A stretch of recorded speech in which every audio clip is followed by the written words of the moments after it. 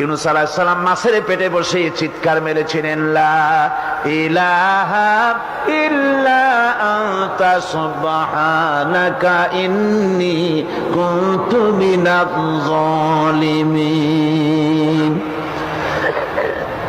তিনি বলছিলেন, আয় আল্লাহ তাআলা, আমি তোমার প্রশংসা করছি, তুমি ছাড়া উপাস্য নাই, মাবুদ নাই। আমি তোমার পবিত্রতা ঘোষণা করছি, আমি তো জালিমদের অন্তর্ভুক্ত হয়ে গেছি। বাস এতটুকুন কথাই বলেছেন।